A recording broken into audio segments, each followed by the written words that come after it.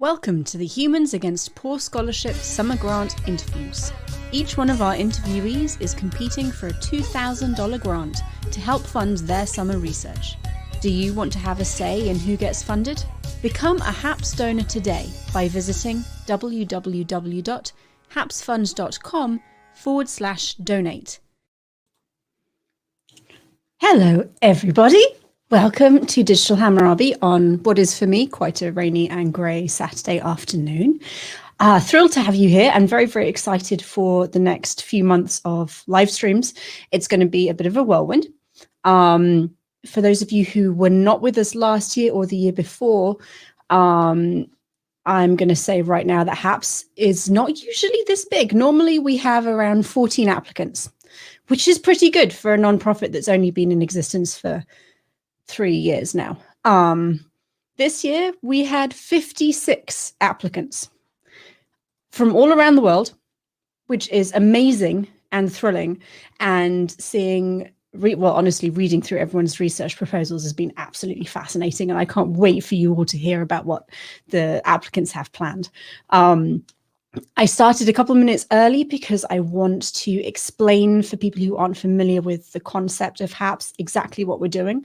The intro kind of gave you most of the key information, but we essentially through the year collect money, as much money as we can, and we then have kind of like a reality TV inspired grant process, which means that everyone who donates gets to vote for the research they are most interested in and the research they would most like to see funded.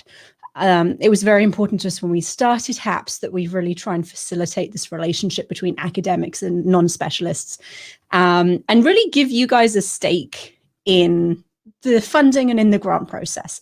I think it's really important to try and involve as many people as possible in the study of the ancient world, in its research. And if one of the ways you want to be involved is by throwing us a couple of dollars every month, then I am very happy to facilitate that particular activity. So what we do is after we have all the applications in, we then schedule a month, 2 months of very intensive interviews. We have a lot of people to get through this year. Ordinarily, we'd have a 30-minute long interview with each applicant, which gives you kind of time to talk to them and ask them your questions. That will not be happening this time because none of us have time for 56 30-minute interviews. Instead, we'll be doing 15 minutes, which means I will be asking 2 questions. I've warned our applicants already, so they know that they don't have a lot of time to explain and elaborate what they're doing. And then as long as there is time, we will be taking 1 or 2 audience questions. So if, as you're listening to the interviews, you have questions for the students, and remember, these are grad students, these are people who are just starting their careers, so be nice. If you have questions for the students, put them in the side chat of whatever platform you're watching through, and we will get to as many as we can within the 15 minutes that I've allowed. And this weekend is dedicated to the study of the Hebrew Bible. So all of the interviews will be in some way related to the Hebrew Bible. Some of it is pure biblical Hebrew. Some of it is the Bible in its Near Eastern context. And it promises, I think, to be a very interesting few hours. Today we should be running, let me check the timings. We should be running until 5:20 p.m. My time, which is Eastern Daylight Time. So if you can hang around, that would be awesome. We are very glad to have you here.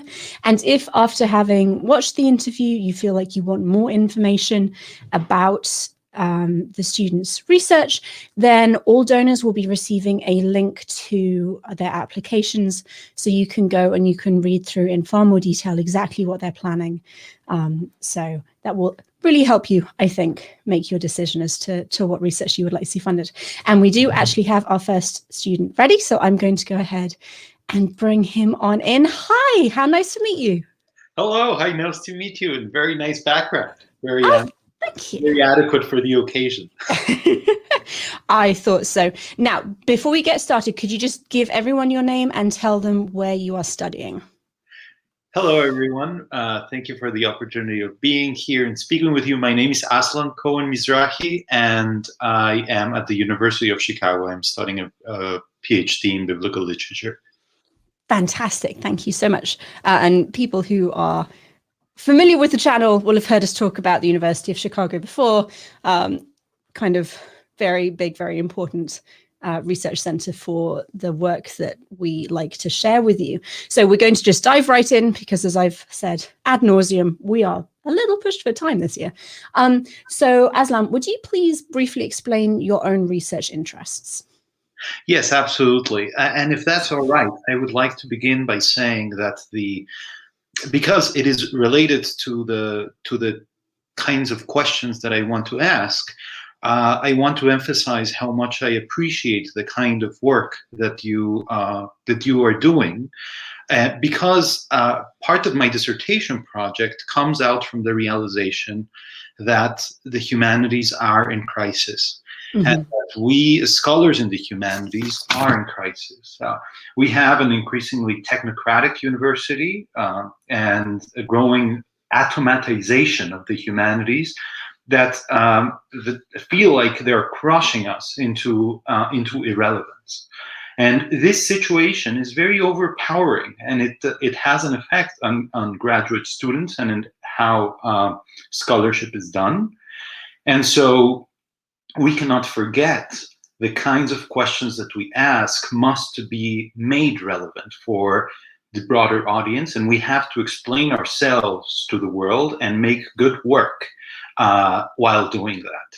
So I absolutely appreciate that. And so out of that realization, for me, the question becomes, well, how to interrogate the biblical texts in a way that shows how that is relevant to us.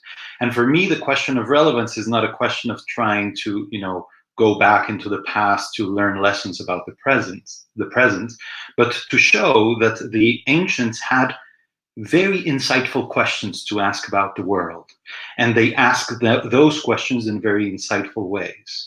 And the question that I think is what the main line of my research is essentially trying to correlate the narrative structure and the representation of divine speech and divine violence in three biblical texts.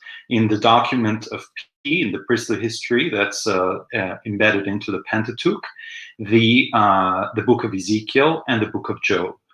And so, because it is a very broad topic, I can exemplify the kinds of things that I do through one particular example.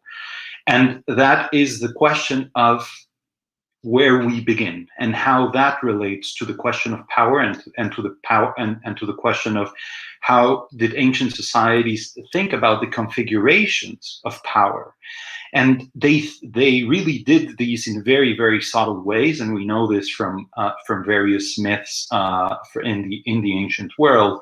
And in particular, the myth that is told in Genesis 1 is peculiar for a bunch of things. So I like to imagine, if you are an ancient person living in ancient Israel, that when you look up at the sky, you see this huge mass of water that's being held up somehow, and you do not know what is keeping the waters from bursting in and crushing us as human beings into oblivion. So how come a deity made all that? Well, the ancients had different responses to that question because they assumed that the waters were there. And the most obvious answer to that question is the answer of physical force. Marduk in the Babylonian Empire, the story says that he sliced the belly of the Mother Earth and pulled her into two parts and sort of taxidermized the body of the mother in order to make her into the world that we live in. So it's all about physical force. It's also about intellection, and it's about the power of order, but that is sort of subordinate to the question of physical power. When we read Genesis 1 in light of this, one of the most striking things that we find is that it is not about emphasizing the deeds of God, but only the words of God. And it's almost as if the writer was going out of his way to tell us how little God did in all of those days. He does really very, very little. And it's all about presenting the creation in a very eloquent, sublime almost manner, and it's hands off absolutely, right? And you only have what God does is only the bare the bare necessities. That's all that's all he does. And so I like to think about how that kind of imagination of a deity impacts the way that power is configured. What kind of impression that gives of the divine monarch? How is the divine monarch being characterized when you're claiming that he's not touching anything, that he's not really about strength? It's about the power of the word and the power of these speech acts to transform the world. And how do you even begin to tell this story of a deity whose speech is all powerful without interfering with the speech of the deity whose story you want to tell? And so all of these questions are sort of part of vital part of my research. I don't want to go over time, but I just wanted to start with an example. And I think examples are very helpful. Yeah. That's and for me, coming from a Mesopotamian perspective, that's something that I'd never put in place before. All of the Mesopotamian creation mythology is very much like the gods get in there and get their hands dirty, and they're like forming things out of clay and forming things out of blood and the body of their slain enemies.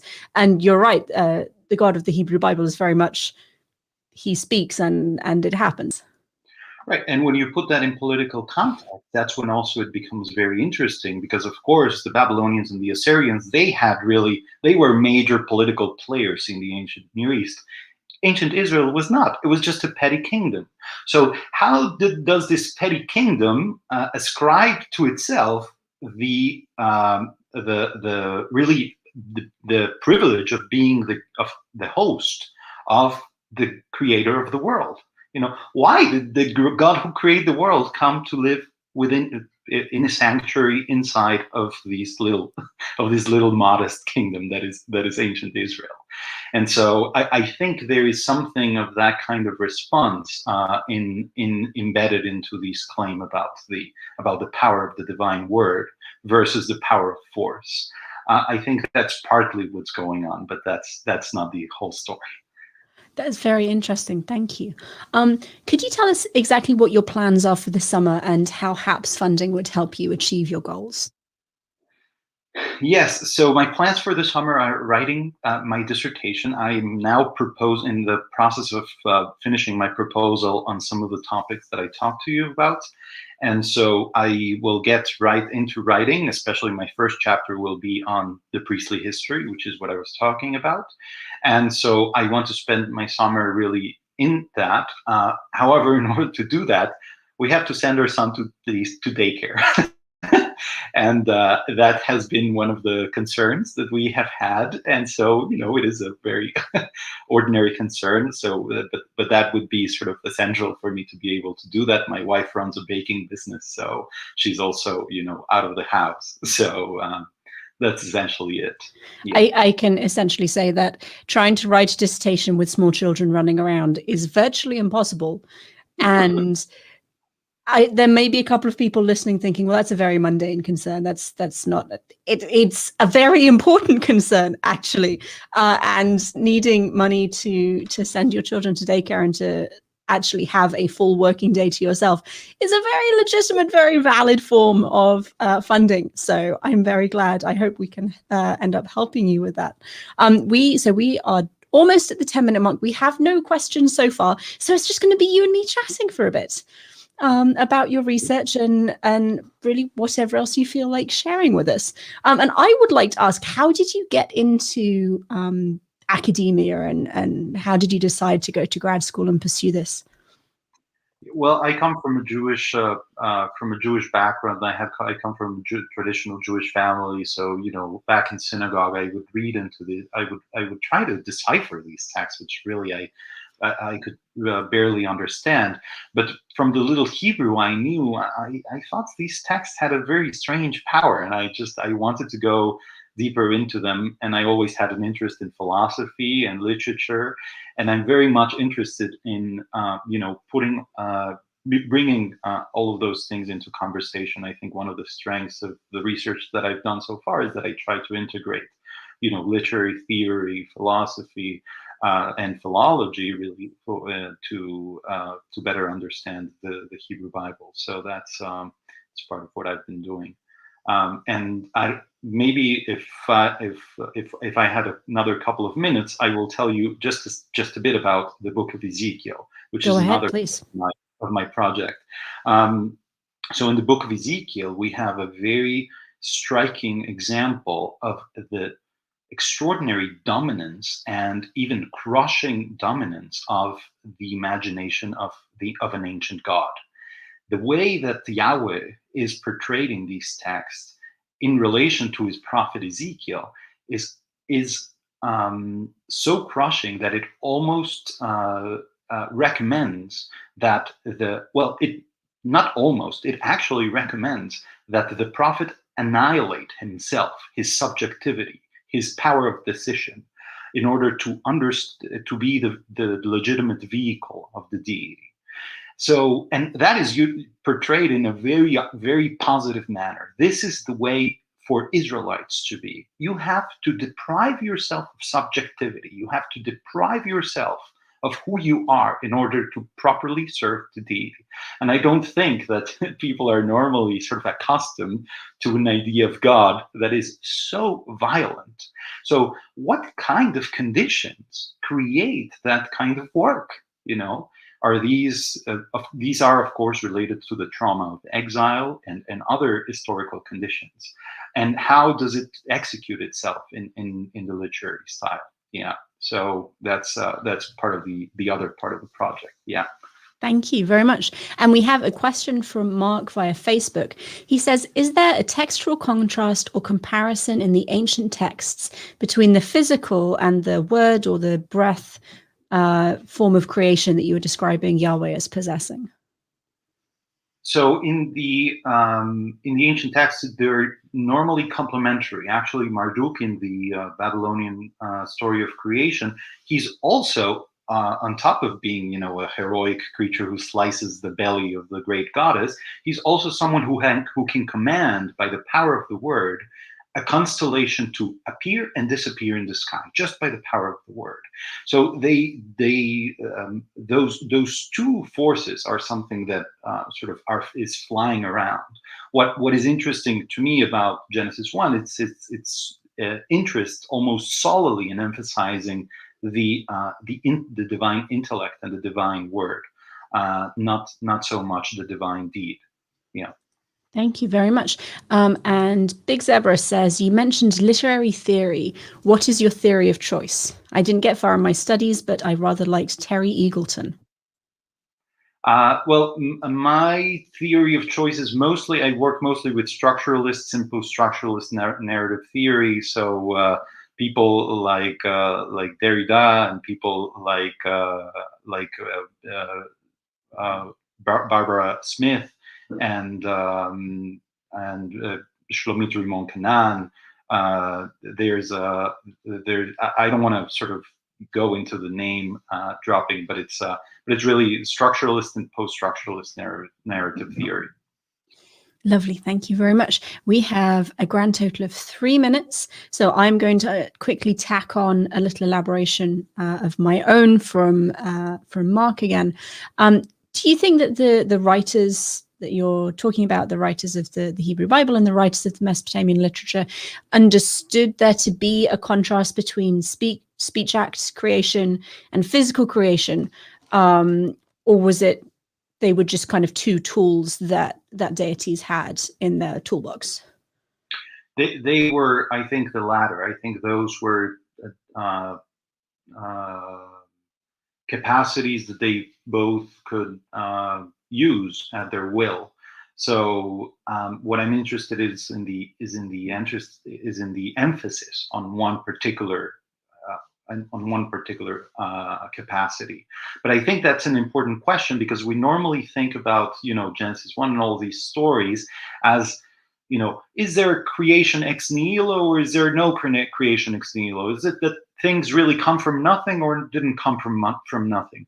In Genesis 1, we have a pre-existing water. It's a pre-existing mess. There's a mess before anything begins. So the ancient writers are very rarely interested in saying in the question of how did the first atom of matter come to be. That's for them. That is not the question, and that's for me one of the important points of emphasis, that we have to think of what kinds of questions interested them. We don't want to project our questions onto their past. They were not trying to find the atom, but they were wondering a much more impressive thing for them, which is, how did that dome gets to be there and hold all that water up there? And how does these wind blow in the first place? And how come you have regular durations of night and day? And you have stars that can help us mark our calendars. How did that come to be? So you really have to start from a different place. Mm-hmm. Wonderful. Thank you so much. Well, we will finish there and let you go and get on with the rest of your evening. It's been a pleasure talking to you, Aslan, and the best of luck. Thank you, Megan. Thank you all. I appreciate it very much, your willingness to listen. Thank you. Oh, it was interesting. Okay, everybody, that was Aslan. He was talking to us about biblical literature and Mesopotamia, and I don't know about you, but I think that was a wonderful way to kick off our afternoon. Thank you also for everybody who sent questions in. I'm just going to remind you, if you do have questions, put them in whatever chat box you have access to. We have them both on the Facebook page and on the YouTube channel. So just pop your questions in. I will save them for the last 5 minutes or so of the interview, depending on how things are going. And if you super chat, any super chats today will be going directly to the HAPS fund, which means it doesn't come to us, it comes to funding these students, which is kind of why we're here today. I think that was everything I had to say before we move on to our next guest. Hello, thank you so much for joining us. Hi, I'm glad to be here. It's lovely to have you. Before we get kind of stuck into the interview questions, would you mind just introducing yourself and telling everyone what you're studying and where you're studying?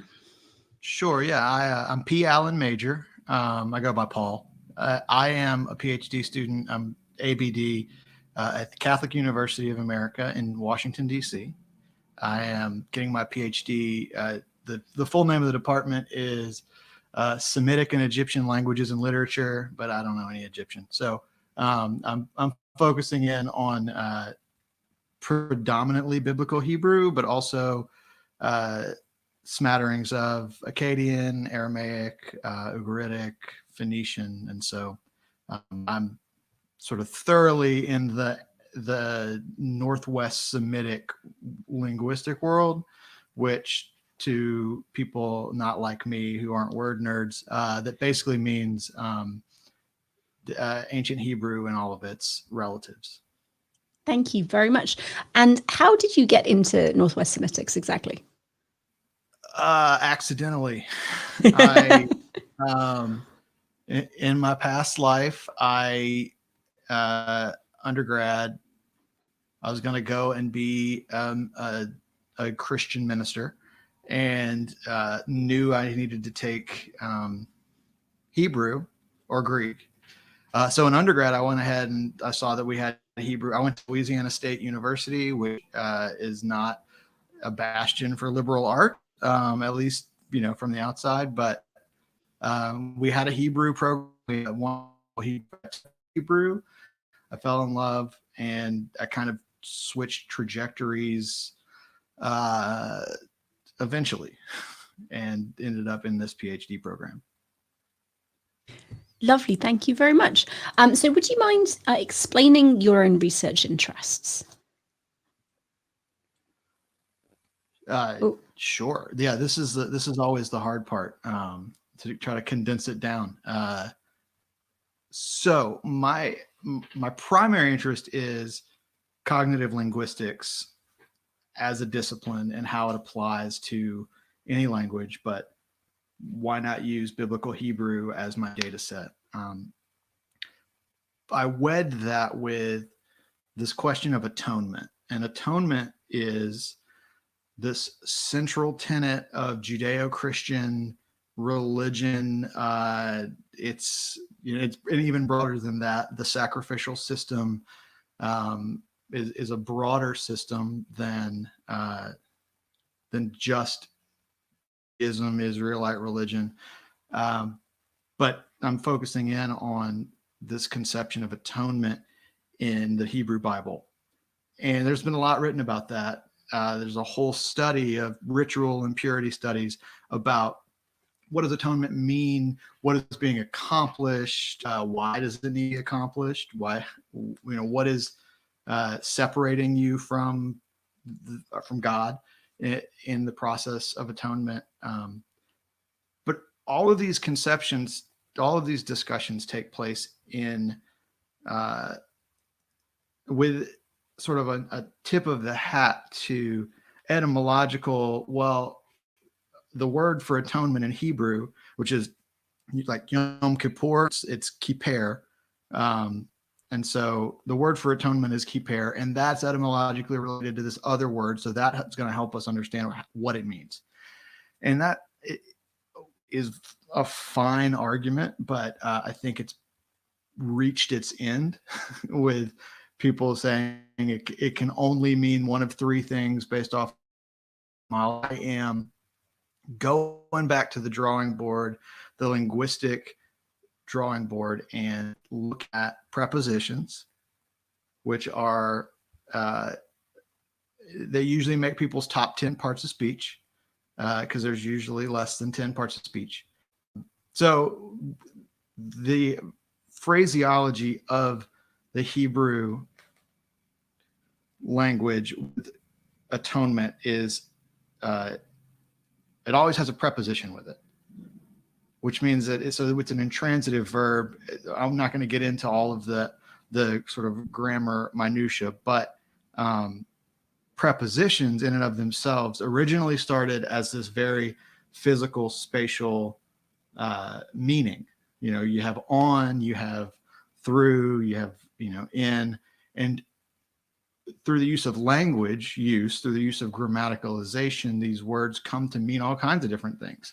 And so we see in talking about atonement, we see that the priest will make atonement, and it says on behalf of this person, or on behalf of the altar, or on behalf of a house. And that word on behalf of is actually like on top of. I mean, it's just upon. But it's, it's in our Hebrew English dictionaries. So we just sort of read, oh, well, that just is upon, and we move on. But my question is how does the human brain conceptualize this movement from space to abstractness? And so I'm using the methodology of cognitive semantics and grammaticalization to look at the prepositions specifically that are used with the verb for atonement in the Hebrew Bible, specifically in Leviticus. So it sounds like the end game is. I'm sorry. Oh, no, you please finish. I was just going to say the end game is that I'm not going to change anybody's mind about what the etymology might be. I guess I sort of sped through that. The general discussion around etymology is that this verb kippur it comes from the Arabic meaning to cover, comes from the Akkadian meaning to wipe, or it comes from inside Hebrew itself from a noun meaning ransom. And so this is the verbal form, to ransom.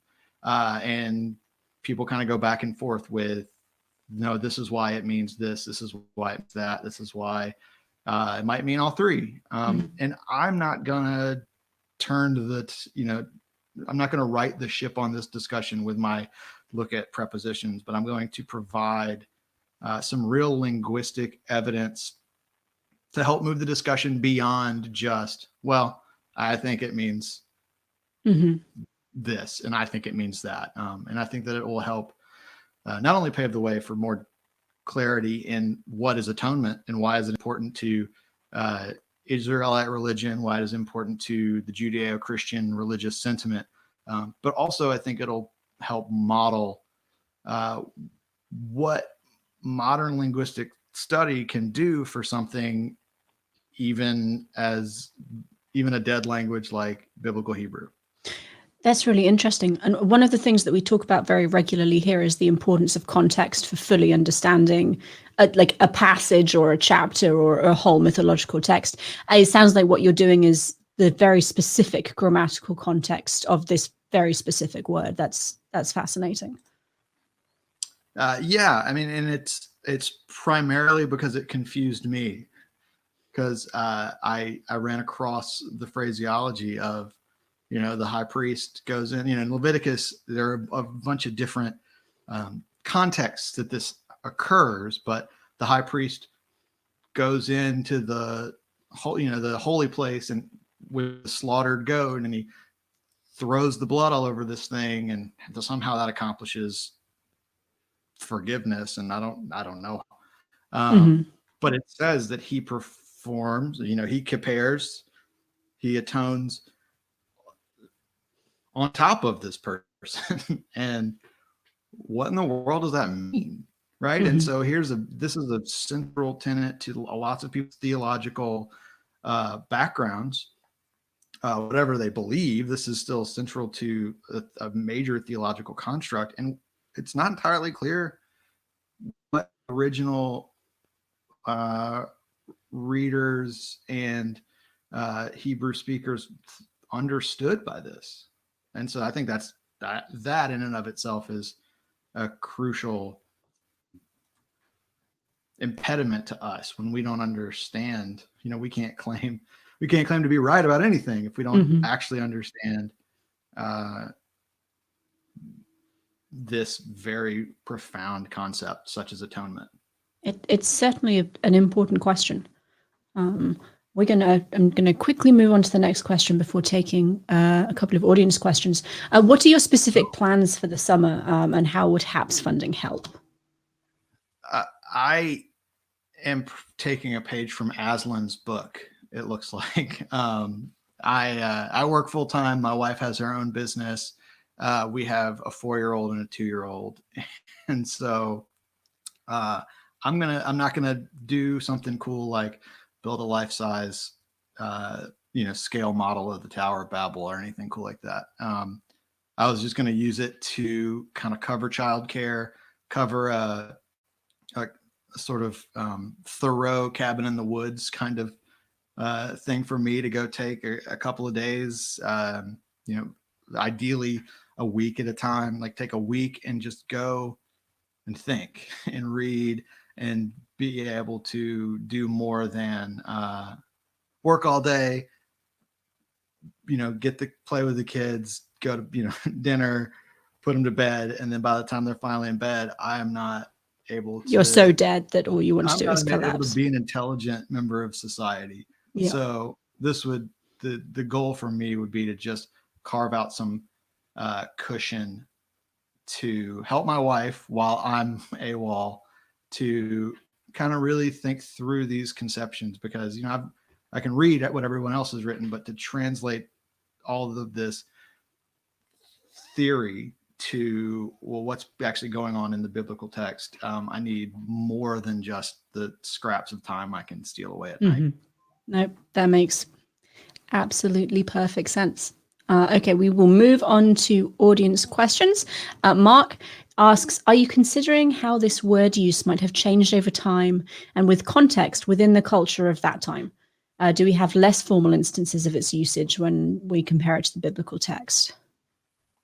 Yes. So the modern authority on this whole subject is Jacob Milgram. And so, if you want to go buy Jacob Milgram's commentary, 3-part commentary on Leviticus, it's some really light reading. But he argues kind of this diachronic, over the course of time, development of the word, and so that you can date the text based on how this is being used in its context. And I think that that's a really brilliant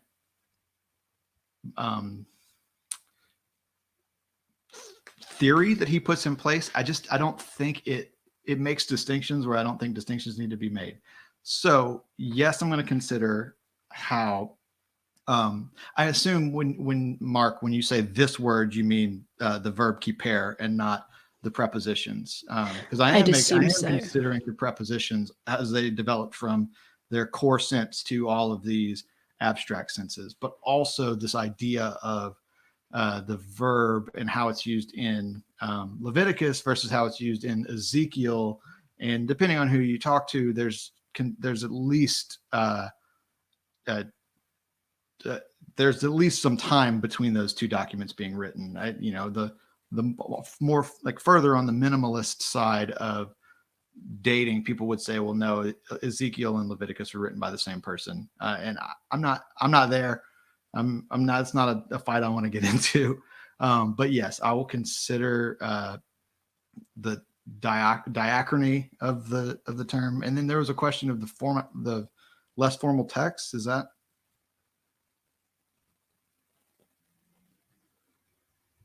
I'm sorry. Sorry, no, I muted myself. He asked, do we have instances of less formal use?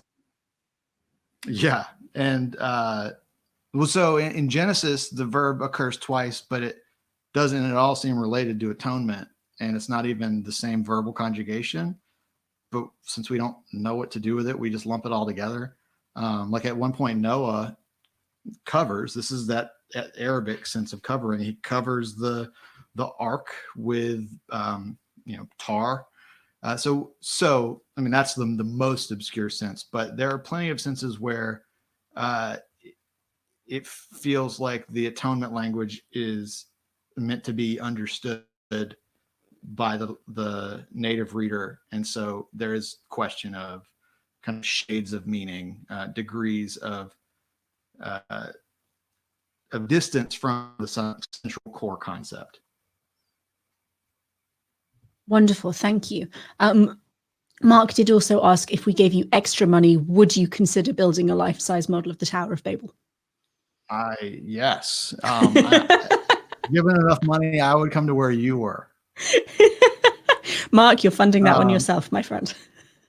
Let me just say that story doesn't end well, so don't expect grand results, but sure. Why not? Wonderful. And we are done with your time, and we are done with our audience questions. So I am going to let you go and get back on with your Saturday. Thank you so much for joining us. It's been a pleasure to talk with you, and good luck with your research. Wonderful. Thank you. Thank everyone. Bye. Okay, my lovelies, we are still waiting on our next speaker, who is an old friend. This is Jay. He was here last year, and he came and did, I think, an interview with Josh about, it was about law surrounding sexuality in the ancient Near East. So we will kind of hang out for a little bit and wait for him to join us. If you have any questions for me, go for it. I'm going to remind everyone at this point that if you are interested in donating to the HAPS Fund, you can do that at HAPS, www.hapsfund.com/donate.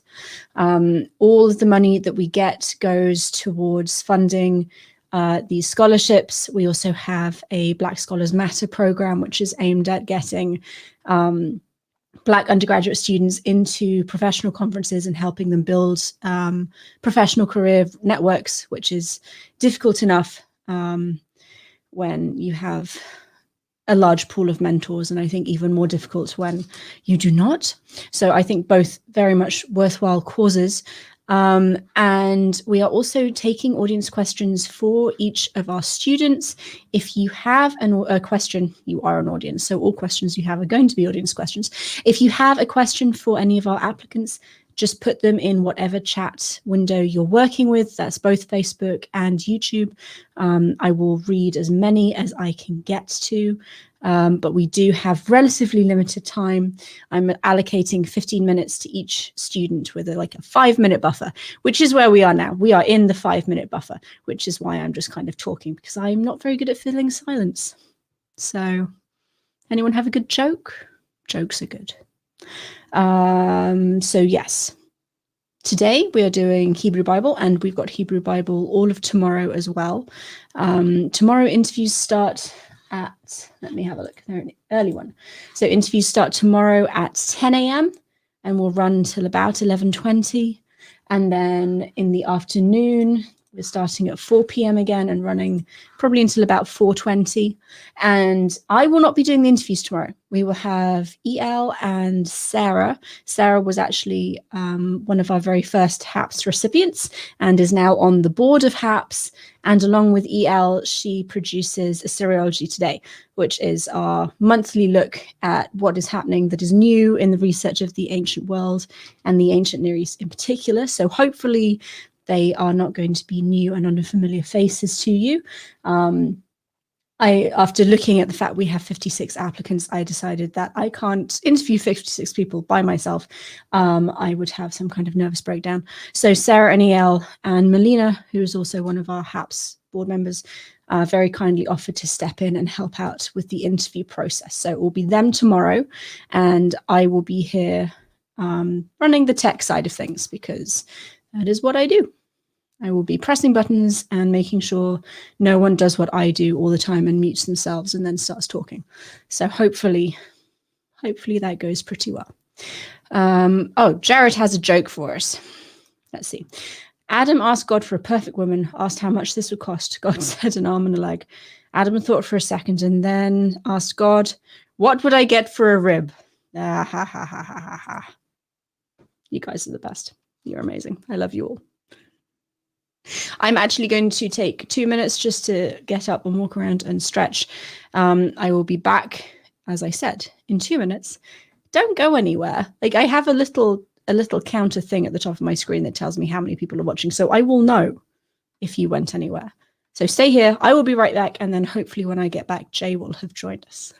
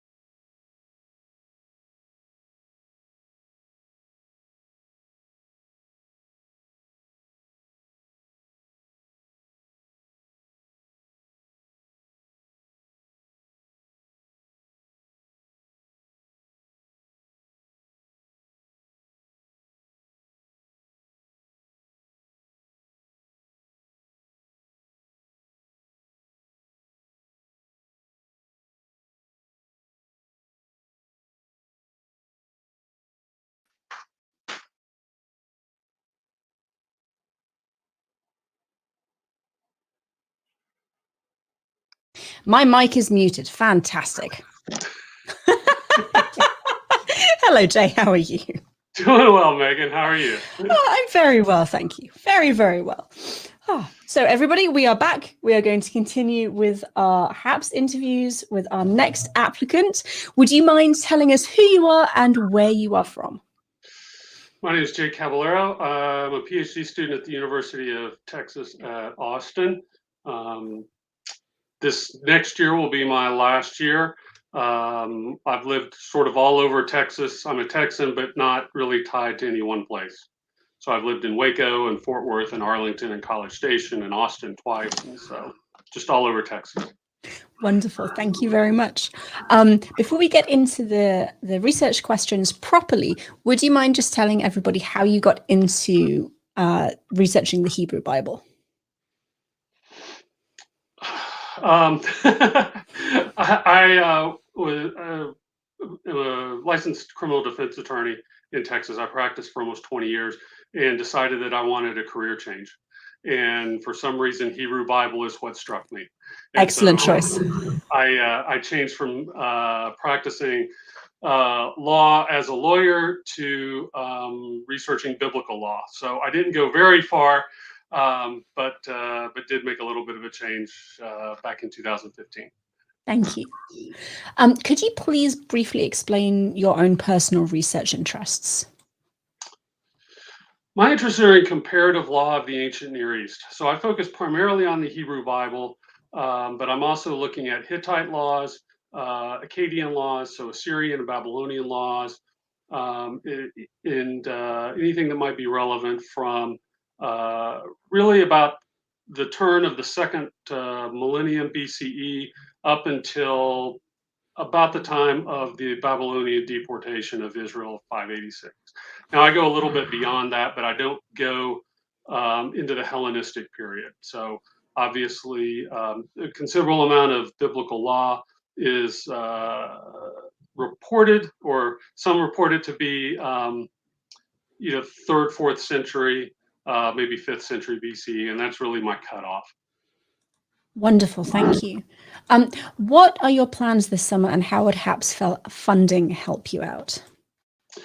So I'm working on my dissertation, which is on sex crimes in the ancient Near East. And by sex crimes, things that we would call sex crimes or that they would call sex crimes, but sometimes there's a disconnect there. So I'm looking at 4 specific things, looking at incest, bestiality, same-sex relations, and what we would call rape or sexual assault. This summer is going to be the time that I focus on the sexual assault portions of the ancient Near Eastern law codes. Now, I'm not going to be looking at narratives. I'm going to be looking at things that are reported to be or alleged to be some sort of a law code.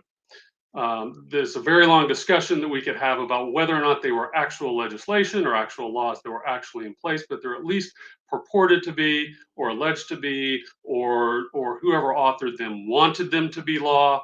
So I'm looking at those things. So things like the laws of Hammurabi, the Middle Assyrian laws, the Hittite laws, laws of Eshnunna, and then, of course, the 3 biblical law codes as well. Looking at, again, at the Hittite laws and some of the Hittite, I don't know if you call it correspondence, but edicts that come from the palace, because those obviously have the force of law, and the king certainly expected people to obey those. So I'm looking at those sorts of things and how they treat those types of behaviors, and first of all, whether or not they address them. Secondly, if they address them, do they treat them as criminal infractions, or do they treat them in some other way? So, like a civil tort, or just basic property law, or something like that. And if they do criminalize them, I'm looking at what the penalties are. And so I'm trying to see if there's some sort of general ancient Near Eastern understanding for these behaviors, whether or not they should be criminalized or not. And if so, then what sorts of punishments are they using trying to distill within each culture, but also across the ancient Near East, if there's some sort of philosophy with respect to how we treat or how they would treat what we call sex offenses. And I know that you're still in the process of researching. Have you found, does it look like there is some kind of overriding philosophy, or is there substantial variation between the cultures you're looking at? So I think there is a little bit, there's a little bit of variation, and then there's a lot of overlap. With respect to sexual assault, for the most part, it seems as though this is their frame of reference is totally different than ours. We look at sexual assault and we think of it as a crime against the victim. Usually that's female when we're talking a female when we're talking about sexual assault, but obviously it can be a male as well. So I'm just going to speak generally about the female victim. And so we look at how sexual assault causes emotional trauma, invades the personhood, takes away freedom of choice and consent and those sorts of things. They're not interested in most of that. For the most part, they're not interested in that. For the most part, this falls very close to just being almost a property crime issue, insofar as the sexuality of a woman is not really hers to manage. It's more for her father to manage, and then her husband to manage once she is married. And so insofar as these are treated as crimes, they're almost treated as crimes against the father or the husband. That's the person who's going to receive a penalty if there's a fine. And that's the person who's been injured, if you will. It's not at all clear that the woman is ever considered to be an injured party. And I'll give you an example that's just absolutely atrocious, but it's the best example that I can of this mindset. And it's one of the Middle Assyrian laws. Now, the Assyrians are, of course, not known for their kindness, and they're really not known for being generous with women. So if a man rapes a virgin daughter of another man, so a woman who's never been married, who's not betrothed, and the first man attacks her and sexually assaults her, then the penalty is going to be dependent on whether or not the rapist has a wife. If the rapist already has a wife and he has raped this other young woman, then the Assyrian legal system is going to take that man's wife, the rapist's wife, away from him, give her over to the father of the girl who was raped, let him rape her, let him keep her as a wife, and then the girl that was raped ends up being forced to live with the rapist. So that becomes a de jure, by law, marriage by that act. And then the penalty portion, if you will, is that the rapist has to pay triple the value of the daughter's bride price. So whatever she would normally command as a payment from a potential suitor to the father, is called the bride price. And so the penalty is really just, he has to pay triple that amount. So if she was worth 10 shekels or 15 shekels, then now he's got to pay 35 or 40 shekels. But the law very clearly, it almost treats these women like just fungible assets, right? You take one wife and you give her to this other one, and you take that girl and you give her to the rapist, and that's it. And so that's the most extreme case of the laws, but it very much demonstrates that what we would consider to be sexual assault and the things that we look at are largely missing from the ancient Near Eastern mindset. Lovely, thank you. So a very, very different legal system than we live with today. Correct, correct. A lot of it has to do with the ontology that they have of women or slaves or people who are not freeborn males. Yeah. Excellent, thank you. So we have some audience questions. We'll go over to those.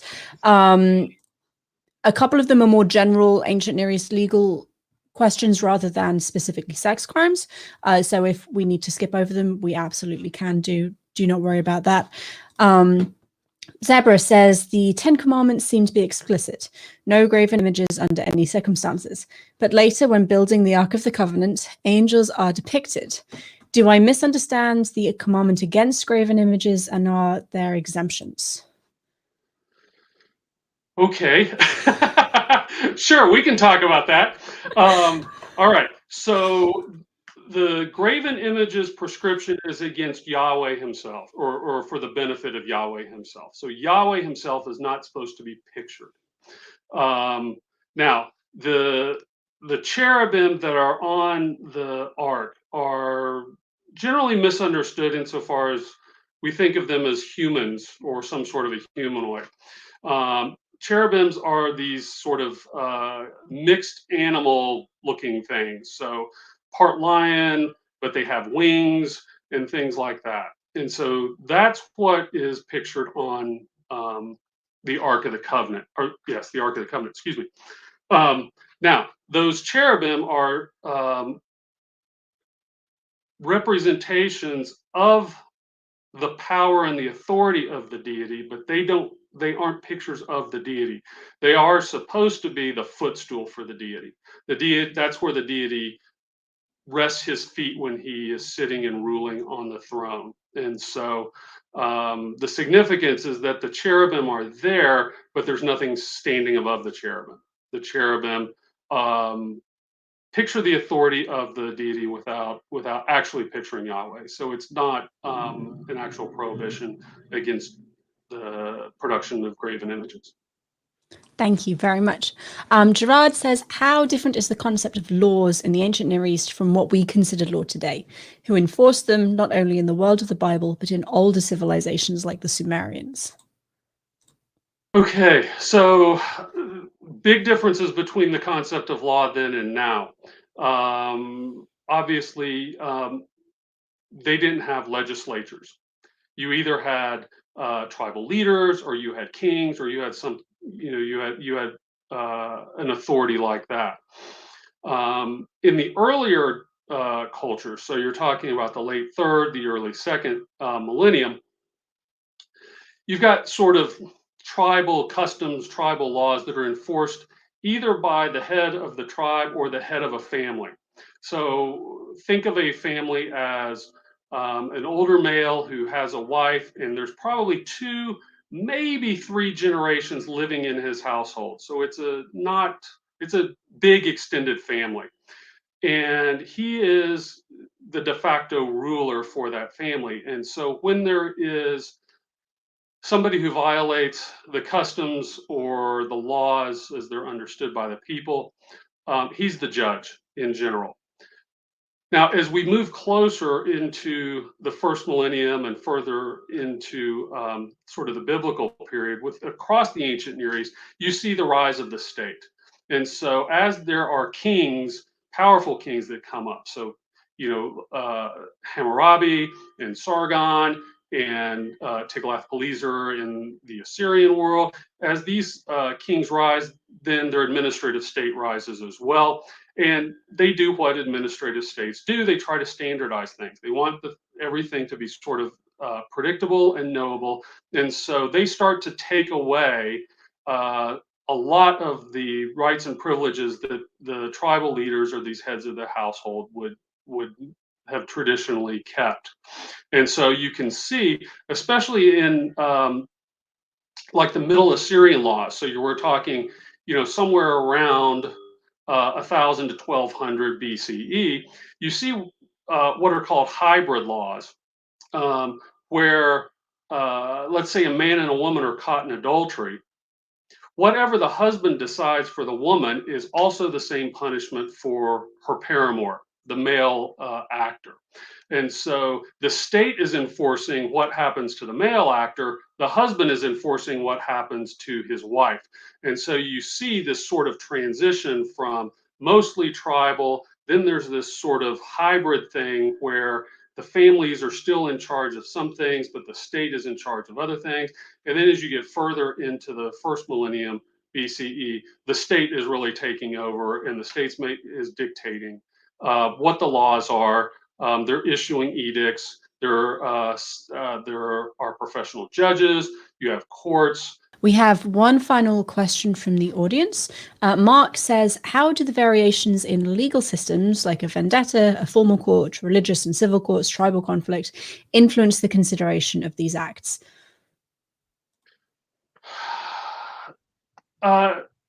They don't necessarily seem to affect what becomes the law. Now, there are certain things that are only going to come into effect if there's a king, and the king is trying to protect his sovereignty and his authority. But as far as the things that have to do with sex offenses, the stuff that I'm looking at, that's very traditional looking.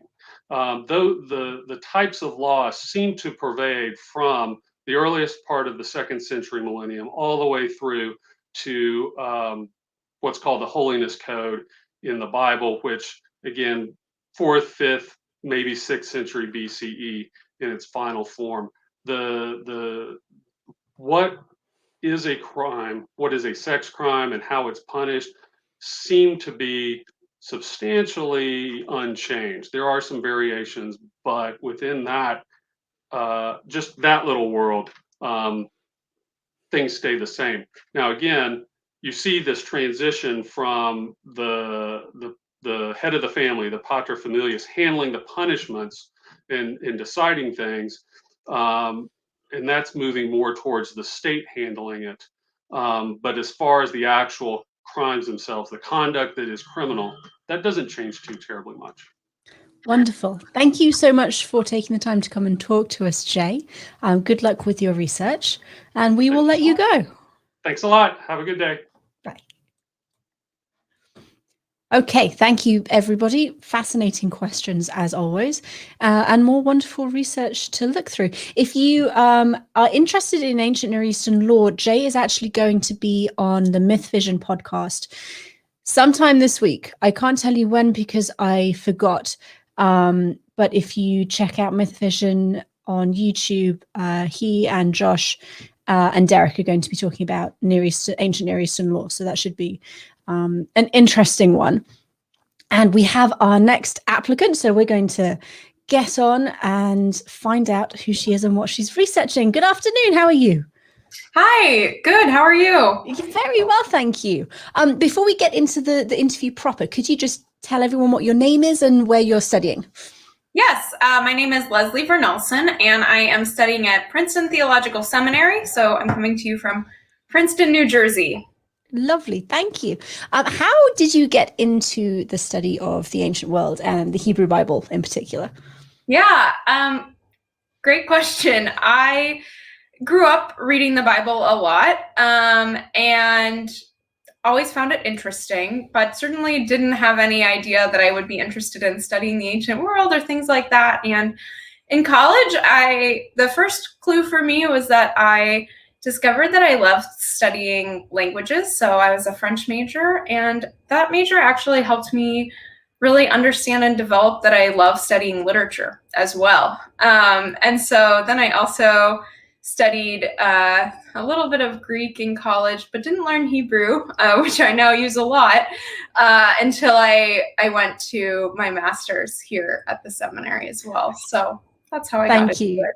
Having been a French major must be a really, really useful thing as a graduate student. Yeah, I wished I was a German major also. But For those who have not had the misfortune to go through the rigors of grad school, French and German are requirements in most humanities graduate programs. And I went into my PhD having had like high school French and German and nothing since. And I deeply regretted not carrying on with it beyond high school. Okay, yeah. So Could you, Leslie, please just briefly explain your research interests? Yeah, so my specialty, as you know, is Hebrew Bible, and my research focuses on the interplay between gender and specialized knowledge and how the texts of the Hebrew Bible depict women in specialized roles. So in my dissertation, I focus on 4 roles performed by women in ancient Israel and Judah and represented in the texts of the Hebrew Bible. And those roles are divination, midwifery, sex work or prostitution, and weaving. And these are all roles which reach beyond the household. They interact with more than just members of the household. So midwives work within their local village or community and within a larger circle of women who are birth attendants. Diviners would include anyone who's trying to bring knowledge from the supranatural or non-human world into the human world. So that would include prophets, mediums, necromancers. Weavers work on both household and community-wide projects. In archaeological digs, weaving installations are often found in communal spaces, showing that people working on them together. And prostitutes or sex workers operated outside of sort of the traditional structure of a male-headed household, but inside the local structure of their village and extended family.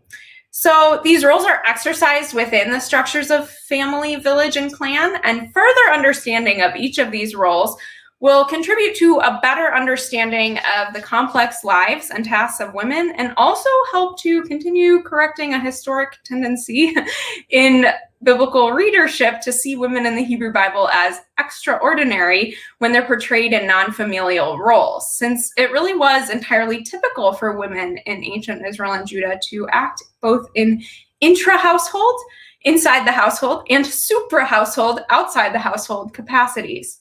So while portrayals of women in the Hebrew Bible do often show them in familial roles, these roles shouldn't be seen as separate from or in opposition to other roles of authority or expertise. That is fascinating. And I love like the spread of professions you have there. There's like something from every segment of society. You've got the mystical, you've got the very firmly rooted in everyday real life. And that's wonderful. I love that. Mm-hmm. So what are your specific plans for the summer, and how would HAPS funding help you with those? Yes. So this summer, I am registered to participate in an archaeological dig at Tel Hatzor. Hatzor is a large historical site that was settled pretty continuously from the Bronze Age up until around the 2nd century BCE. Or a little later. And it's also a very large archaeological dig with a lot of space excavated. And this summer, they will be digging in one of the Iron Age strata. And although I am not an archaeologist by any stretch, archaeological evidence is a crucial component of answering some of the questions that my dissertation aims to address. The discussion of weavers in particular relies heavily on archaeology. Although weaving and spinning are often mentioned in the Hebrew Bible, they're rarely discussed with much detail. And archaeological data on weaving in ancient Israel and Judah is very plentiful. Looms are pretty ubiquitous in homes and family dwellings, but there's also, in some places, larger installations that indicate centers of specialized production. They can tell that they were doing a lot there that might have been used for trade outside the local area, or sometimes there's weaving centers associated with religious centers, so they're making something for a cultic center. And if I'm able to dig this summer, I will not be the person that's like interpreting the loom weights or things like that. But getting to participate in the construction of archaeological knowledge will really help me to become a better and more attentive reader and user of archaeological data. And the understanding of archaeological data will also continue to help me as a teacher situate for my students an understanding of the Bible's, the Bible as a text that came from a real place, right? Mm-hmm. And the material world from which these texts emerged. So that's my summer plans. Thank you. And for people who are listening, I'm going to just jump in here completely unasked. If you're listening and you're thinking, she's a text person, she doesn't need to do archaeology, this is all irrelevant. No, go to the back of the classroom.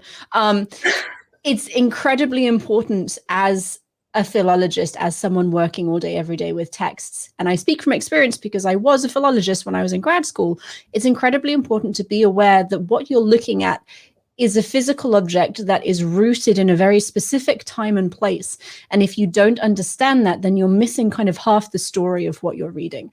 And having the experience and the opportunity of archaeological fieldwork is incredibly important because it provides you context that you just wouldn't have otherwise. So this is absolutely something that is deeply necessary for graduate training. And I'm honestly jealous because I haven't been.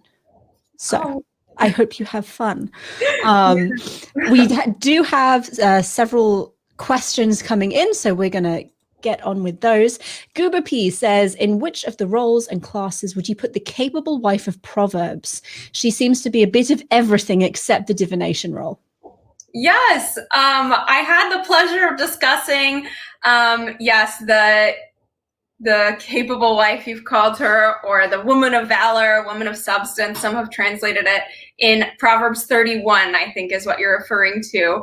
And weaving is actually mentioned in there quite a bit. And I think that it is interesting to look at this woman and the description of the woman because she's clearly interacting beyond just her own household, right? It mentions her purchasing property and things like that.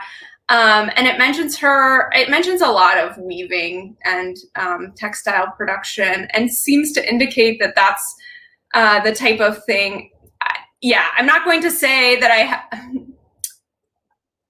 it doesn't describe like exactly how she's, what she's doing on a sort of in the way that we could describe it from an archaeological site and say, well, they're producing this much every month and they're selling it in these places or things like that. But I do think that it's really interesting that we can basically, archaeologists can say most people were doing subsistence weaving. Almost every household would have someone doing that. But there are some places that have these more specialized sites.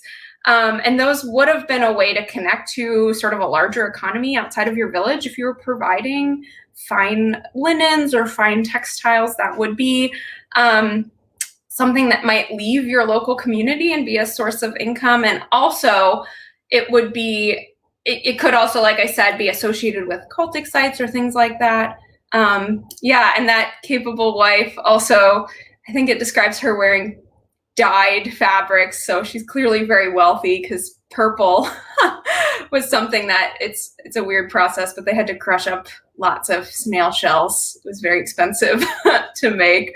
So she's clearly making money in some of her endeavors, or if not money, although perhaps money, since it's probably from the Persian period, if not money, she's clearly affluent. She's gaining something from the process. Yes.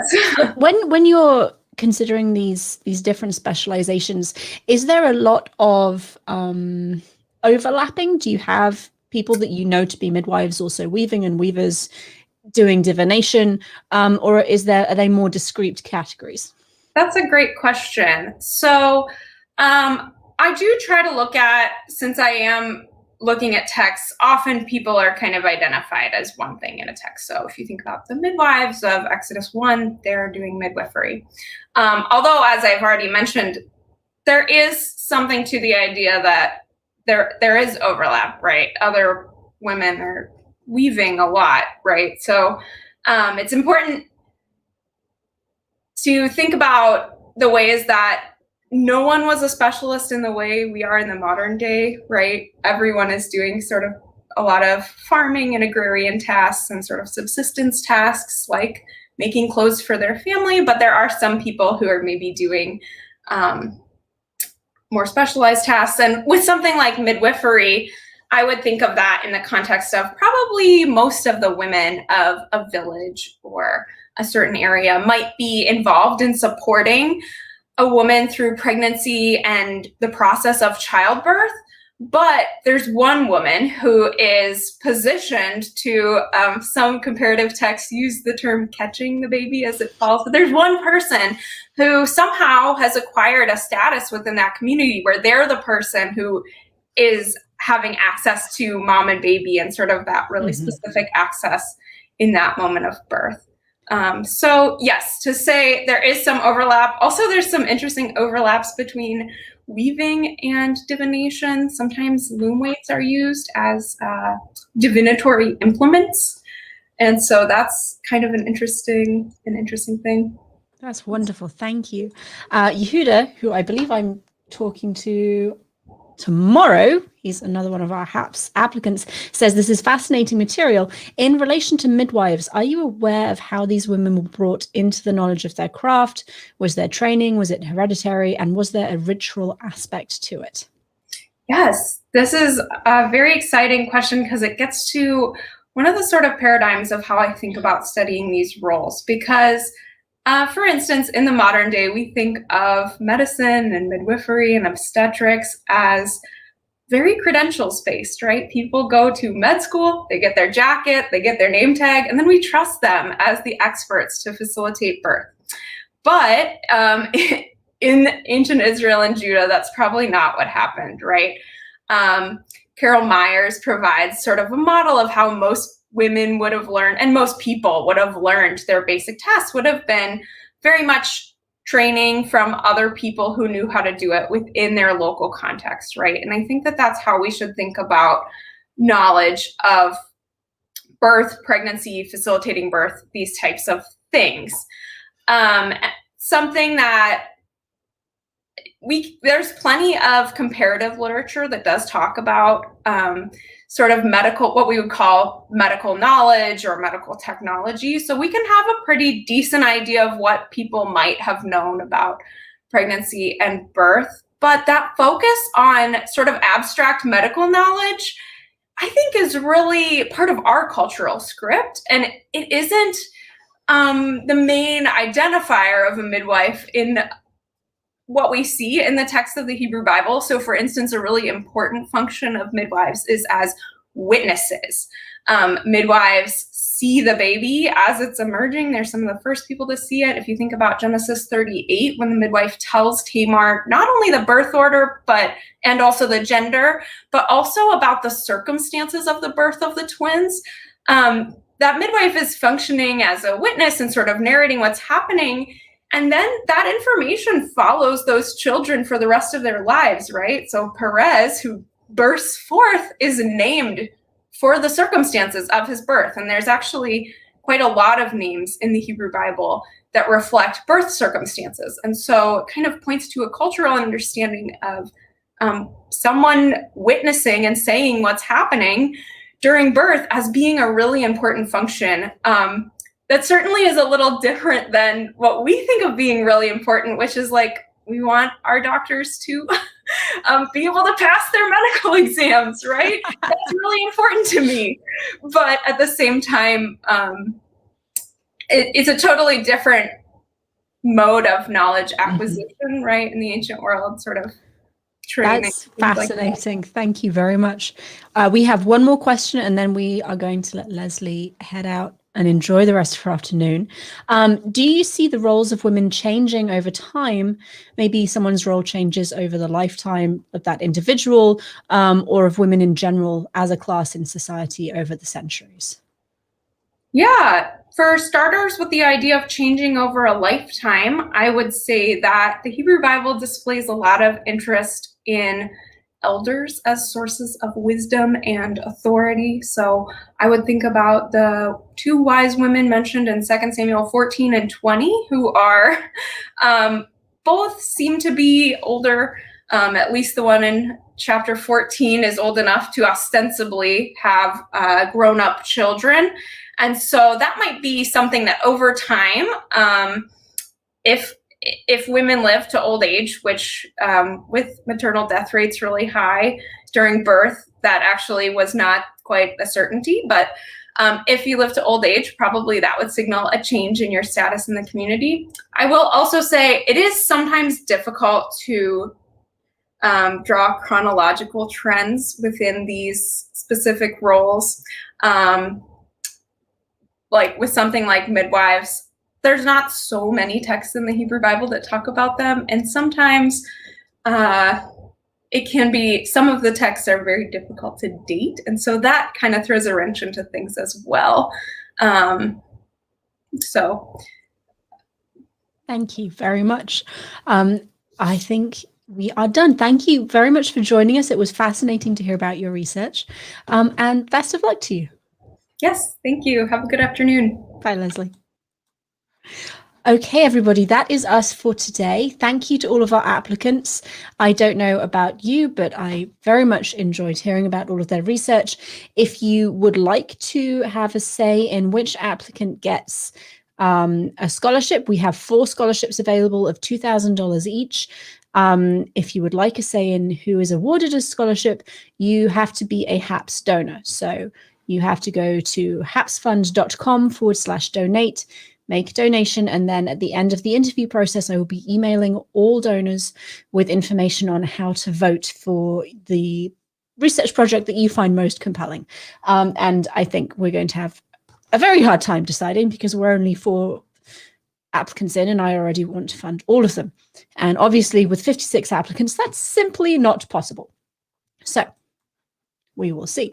As a reminder, we have 2 more blocks of interviews tomorrow, both dealing with Hebrew Bible students. We will be starting just before 10 a.m. EDT tomorrow morning and running to about 11:30. And then in the afternoon, we'll start just before 4 p.m. and running till about 5:30. So come join me, listen to some fascinating research, and we will see you tomorrow. Thank you, everyone. This has really been fun.